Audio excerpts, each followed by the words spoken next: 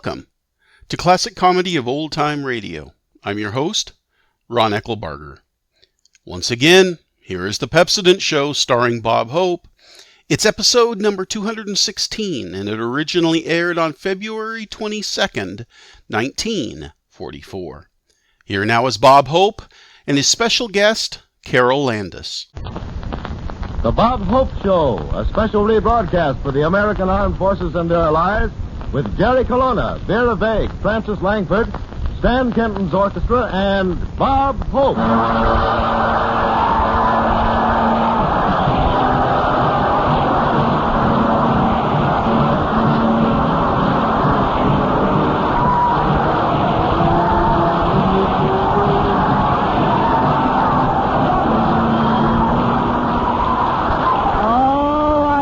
How do you do, ladies and gentlemen?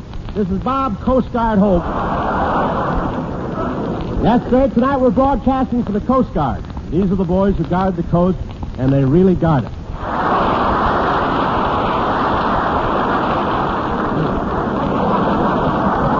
But it's great to be here with the Coast Guard. That's a fighting group, and efficient. This Coast Guard outfit did such a great job during the Prohibition rum running days that W.C. Fields almost died of malnutrition.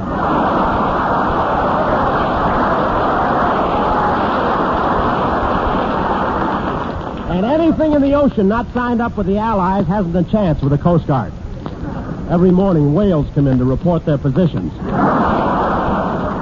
Coast Guardsmen are always with the invasion forces. In fact, by the time the Marines get a situation well in hand, the Coast Guard is charging tourists 10 cents apiece to sail by and look at it.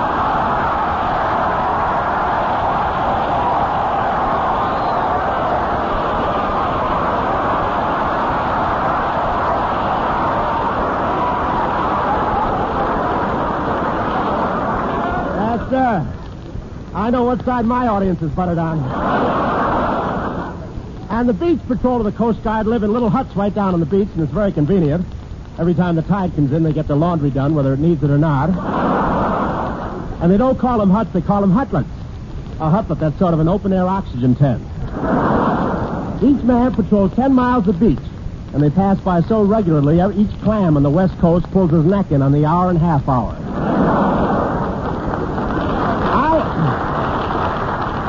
And I don't know if those guys down there on the beaches get lonesome or not, but one fella spent 3 nights in a row trying to date his own echo. I asked one guy on the beach patrol if he had to walk very much, and he said, I don't know, but when I enlisted, I had feet.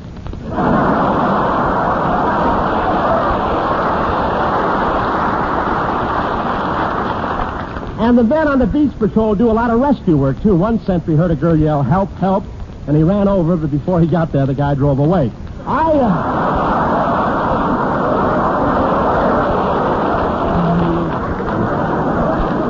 have a fast car. I went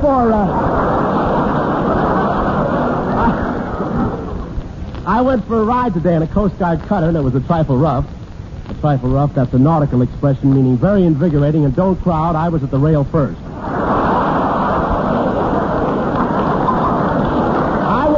I won't say there was much of a breeze, but it was the first time I ever spit in my own eyes.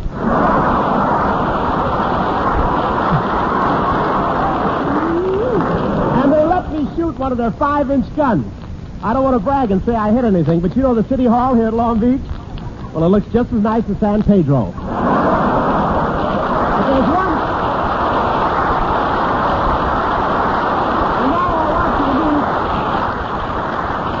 And now I want you to meet Professor Colonna, a fellow Coast Guardsman who knows all about boats, and will I'll be with you in a minute, Hope. I'm over here looking over a lifeboat. Looking over a lifeboat? Oh, Professor, kiss me again. Well provisioned, aren't they? Professor, how come you know so much about the sea? My father was part old tar. Part old tar. What was the other part? Feathers.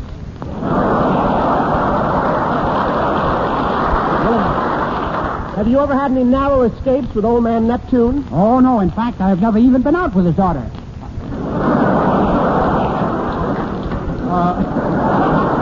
Well, when did you get in the Coast Guard, Colonna? 6 months ago when I went down and enlisted in the spy. The spars are all women. If you're in the spars, you're the only man in a group of 8,000 women. Ah, yes. Happy little minority, ain't I? Well, tell me, as a seaman, have you ever been on a yawl? Beg pardon? Yawl. Oh, softener, eh? Yeah. No, but I know a lot about yachts. Well, what was your most exciting experience as a yachtsman, Professor? I once had a schooner capsize on me. Your schooner capsized on you. What'd you do? Wiped off the bar and ordered another.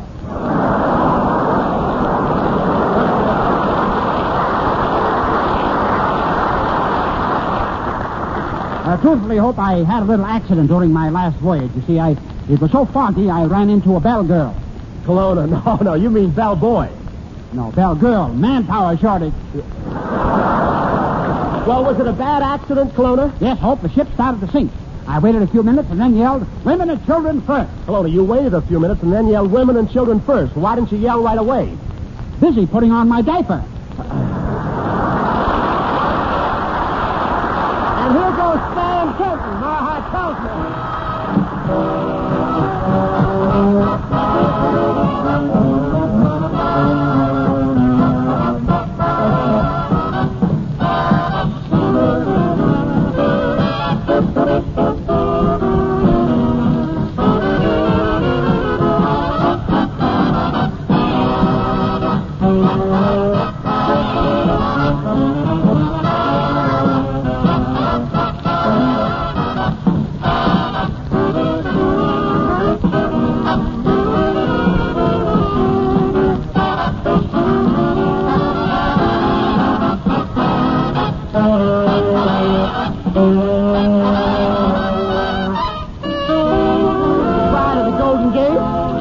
Tony Romano, step in. Thank you, Rob.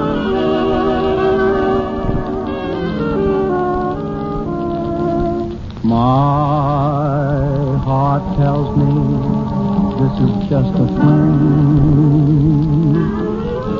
Yet you say our love means everything. Do you mean what you are saying?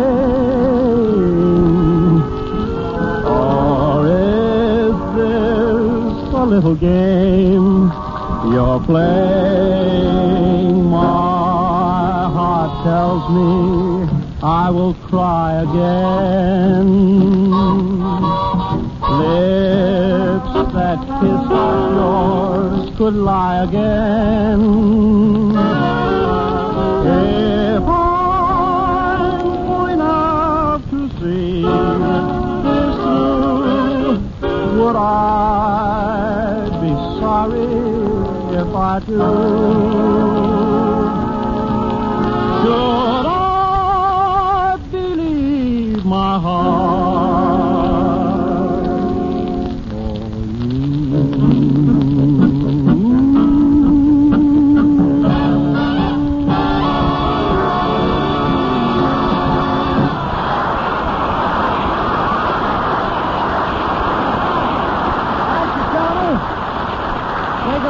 for For yourself.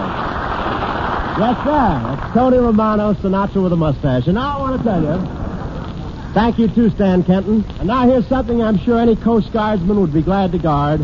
One of the famous Poor Jills in Jeep from the 20th Century Fox picture, the same engine number, Miss Carole Landis.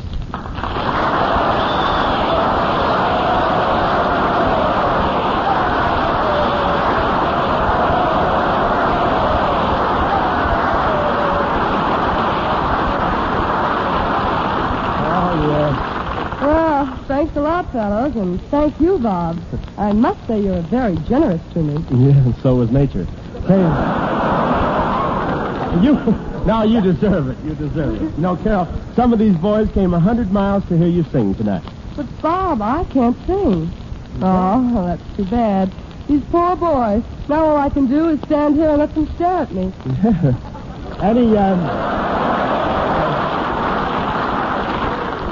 Anybody want their money back? But really, you know, these are the boys that protect our beaches, Yes, Carol. I know. If you're in swimming and they're on duty, they chase you. Yeah, and what happens if they're not on duty? They chase you. Say, you're married to a captain in the Air Force, aren't you? I sure am. Well, let me know if you ever need a ground crew, will you? Where's your husband stationed, Carol? Well, I don't know exactly, Bob, but in his last letter, he drew a little picture of himself wearing a grass skirt. That's the clue to where he is, isn't it? I hope so. I'd hate to think it's how he made out in the crap game. How are they treating you over at 20th Century? Oh, fine, but I'd like a contract with Paramount, too. Do you have any influence there? Read it slow. Do I have any influence at Paramount? Carol, all I have to do is raise my hand, and you know what happens? What happened? They hand me a broom.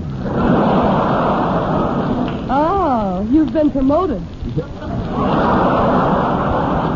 Where are you taking your clothes from? But really, I don't blame Paramount, Bob. I've seen some of your pictures. I know. Huh? Well, I should have more serious parts. Boy, I'd love to do Shakespeare. Oh, I can just see you now, making an omelet out of Hamlet. For your information, Miss Landis, Paramount had a lot of trouble signing me. I turned up my nose at plenty of contracts. Well, now that you've signed, why don't you turn it back down again?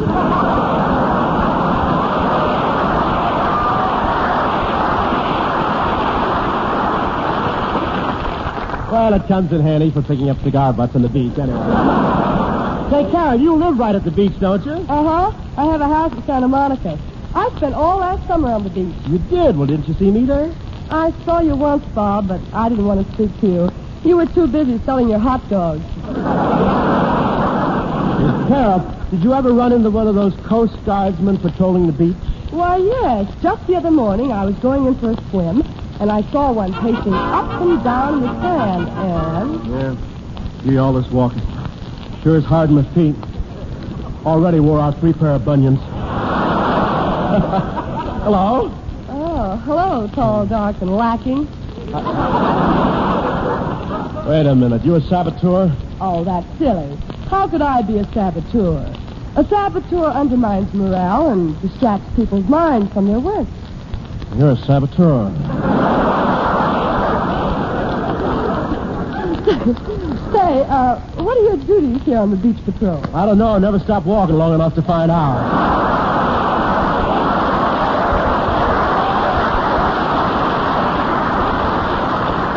Well, when you joined up, you should have told them you joined the Navy to see the world. I did. What did they do? Well, they brought me down here on the beach, pointed, and said, there it is out there. You smell nice. Do you use eau de cologne? Eau de cologne? What's that?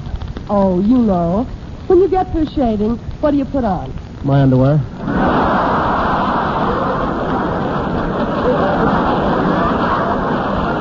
the matter? You don't wear any? Soap and Meyer. Say, do you have many adventures when you're patrolling the beach? Yes, quite a few. Last week I stepped on a lobster and he fastened his claw on my big toe. Oh, goodness. Did you lose your toe? Oh, no, I didn't lose it. Got it right here in my pocket. Say, have you got a girl? Yeah, I got a picture tattooed on my chest. I'll unbutton the shirt. See, that's her. Oh, she's pretty, isn't she? But what's that bandage doing on her leg? That's where my dog tag bit her.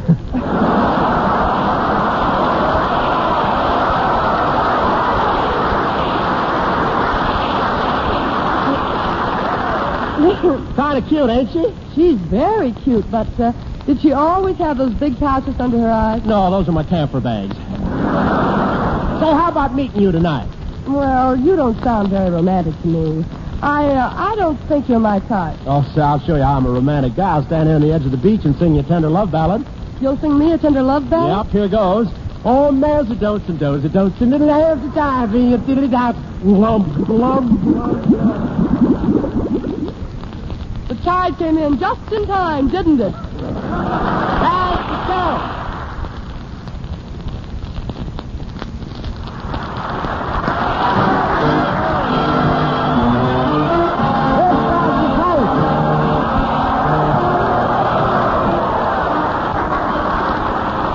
You going to sing this for your brother in the Coast Guard, sir? Absolutely. I know you are. When I go for a walk and I meet old friends renew,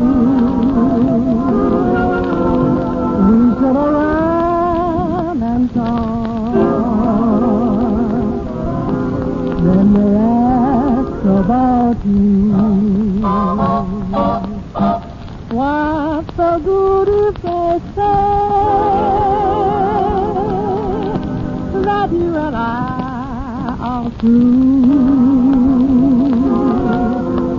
I tell them you're okay. When they ask about you, they wonder where we've been and why we never call. I take it on the chin until the teardrops fall.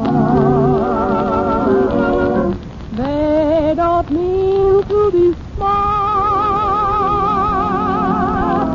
but if they only knew, they're stepping on my heart when they ask about you.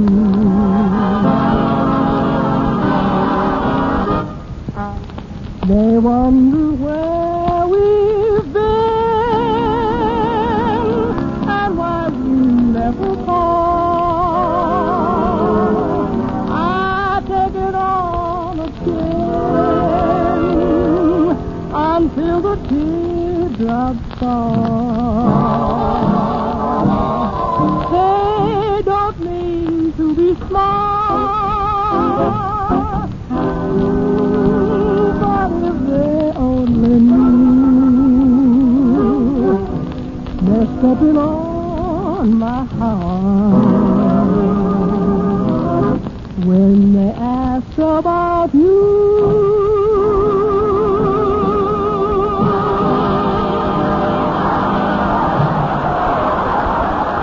Well, after tonight's broadcast, Bob Hope and the cast will start a tour of the Southern Army camps, airfields, and service bases. First stop, Mobile, Alabama. On hearing this, the governor of California says to the governor of Alabama, We can't lose Bob Hope. "You can't lose Bob Hope." No, so you take him. Maybe you can lose him.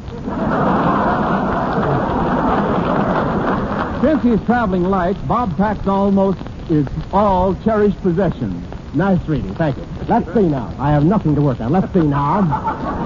Now my cherished possessions. I have my yo-yo, marked cards, loaded dice, and my flashlight with a picture of Betty Grable pasted on the glass. Oh, Miss Verve!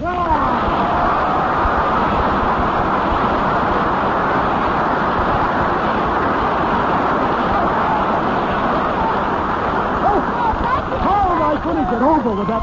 Well, Oh, here I am, ready to go, and I'm so excited about the trip. Are you? Oh, pretty soon we'll be on our way to Alabama, and I just love those Southern men. They're so hospitable. Miss Vague, you mean hospitable. Not when I get through with them. Oh, dear, I can't wait till this trip starts. You know, Mr. Hope, I'm quite footloose. Yes, and the rest of you can stand tightening up, too. Well, you're feeling your oats tonight, aren't you? Of course, that nose would reach the bottom of any feed bag.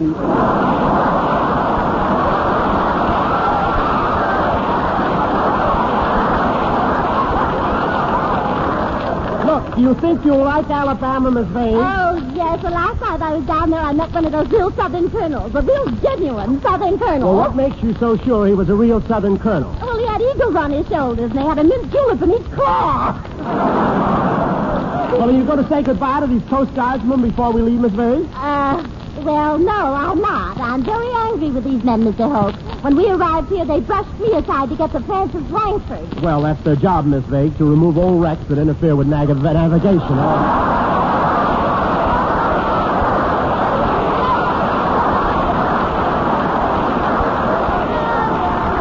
I should get rid of an old delivery that's interfering with my career. Oh, bless your heart. Oh, yes, sir. Oh, you're so cute. Yes. I suppose it's inherited, Mr. Hope. Every time you make a joke, you're only following in your parents' footsteps. Yeah. Tell me, are all the arrangements made for our transportation, Mr. Hope? Yes, Professor Colonna's down at the railroad station seeing about the tickets. I expect him to phone any minute. Hello? This is him now. Him now? Oh, yes. How are you, him now? Are my shirts ready? Kelowna, listen, this is Bob Hope. Oh, Bob Hope. That was a silly mistake. How are you, Hope? Are my shorts ready? Stop clowning, Kelowna. Did you get the railroad tickets for our trip south? I certainly hope I got them right here in my hand. We go to San Francisco, then to Seattle, Juneau, Vladivostok, Odessa, Winnipeg, and Baltimore, right to Mobile, Alabama. Well, look, Kelowna, I don't want to find fault, but isn't that taking the long way around? What do you do, Hope? It's a troop train, and they all go that way. Yeah. Hello, Bob. Are we almost ready to leave? Yeah, tell me, Francis, you taking everything along in the trip? Oh, not much. Just what you see here. That's everything.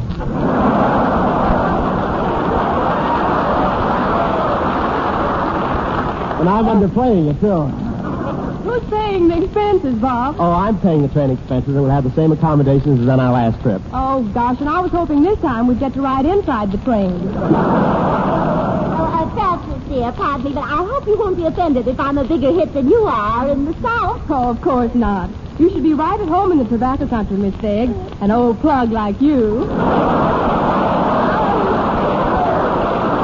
Oh, you lovable girl, you. But you're not really responsible for what you say, dear. I knew the water on your brain had never mixed with all that peroxide.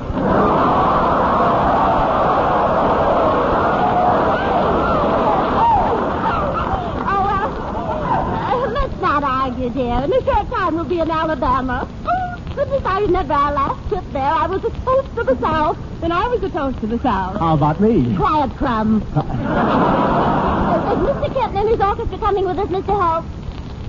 Oh, not us. The musicians don't like the way Bob handled things on the last trip. What's the matter, Skin? I got him on the train, didn't I? Yeah, but you should have got them tickets.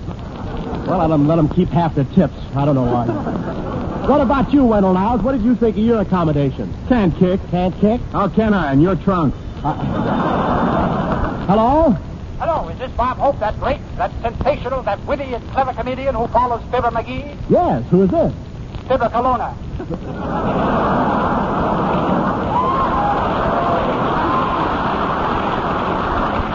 Say, Hope, remember that $500 you gave me for train tickets? I'm worried about it. Why are you worried about the $500, Kelowna? Force my point.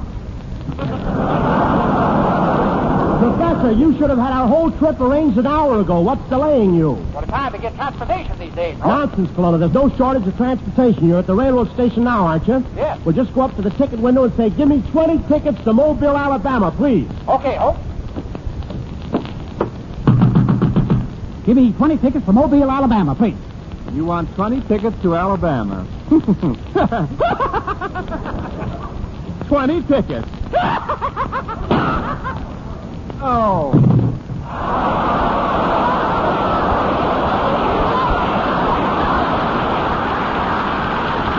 Where's Francis Radington?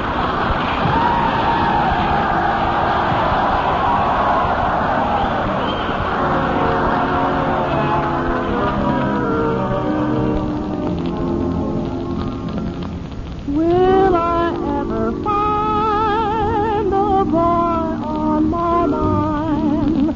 The one who is my ideal. Maybe it's a dream, and yet he may be just around the corner waiting for me.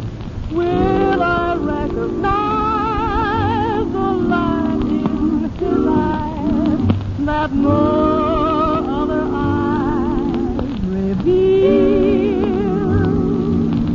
Will he pass me by and never even know that he is my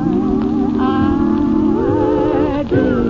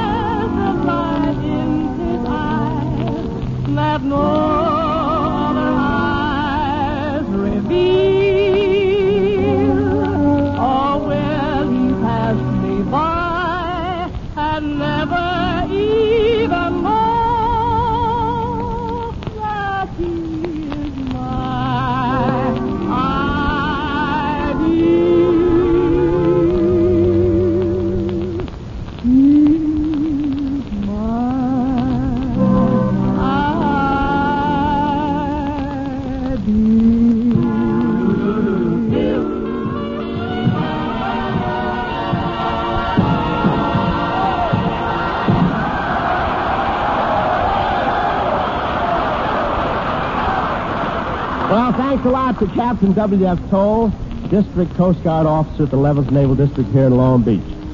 Coast Guard has always meant tough men and tough little cutters to tackle the oceans on stormy nights to rescue shipwrecked sailors, who bust up icebergs in our shipping lanes and keep friendly beacons burning in lighthouses from New England to the Golden Gate. Always a great name from the Atlantic to the Pacific. Today it's a great name from Italy to the Marshall Islands.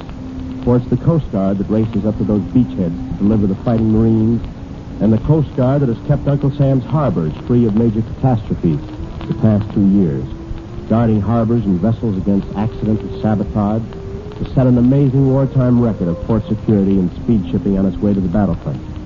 And it's the Coast Guard that's in there beside the tankers and troop ships, tossing ash cans in the U-boats and taking on anything the enemy puts in their way. You know, they've got a little motto in the Coast Guard, Semper Paratus, always ready. And then, mister, whenever there's a tough job to do, you'll find the Coast Guard always ready and willing and able to do it. Good night.